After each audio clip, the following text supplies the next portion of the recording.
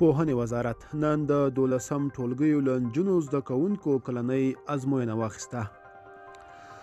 د پوهنې وزارت نن د هیواد په سړو سیمو کې د 12م ټولګیو له نجونو زده کوونکو د فراغت کلنۍ ازموینه واخیسته.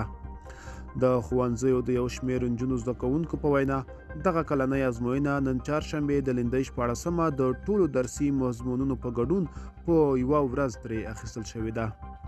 خو د پوهنې برخې کارپوهان د 12م ټولګیو له نجونو زده کوونکو څخه له درس ویلو پرته د ازموینې اخیستل د هیواد د پوهنې نظام په زیان بولي. د پوهنې وزارت پخوانی مرستیال صدیق پتمن له درس ویلو پرته د 12م ټولګیو له زده کوونکو د ازموینو پر اخیستو نیوکه کوي او وایي د دغه ډول ازموینو اخیستل نجونې زده کوونکې د خپل ظرفیت لوړولو لپاره هڅو کولو څخه زړه توري کوي.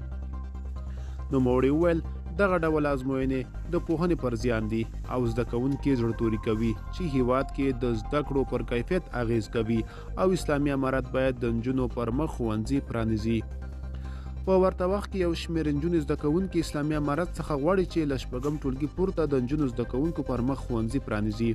د 12م ټولګیو ازموینه کې ګډون کوونکي سیما وایي چې نجونې زده کوونکي ته باید د زده کړو زمینه برابره شوې وای چې نه ده شوې او اسلامي امارت باید له 8م ټولګي پورته د نجونو ښوونځي پرانیزي.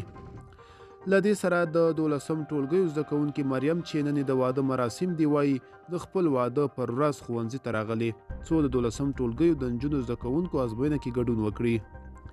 نوموړي وویل همدا اوس ټول میلمانه هوټل کې دي او د واده مراسم مې په شروع کېدو دي او نن غرمه مې کابل کې د واده مراسم ترسره کیږي خو غوښتل مې چې له واده مخکې د ښوونځي ازموینه کې ګډون وکړم چې دا مې یوه هیله ده. ملګرو که تاسو هم د دې ویډیو په اړه څه نظر لرئ موږ سره کمنټ کې شریک کړئ او د لا ښکلې ویډیوګانو لپاره موږ سره پاتې شئ. تر بیا ښه وخت.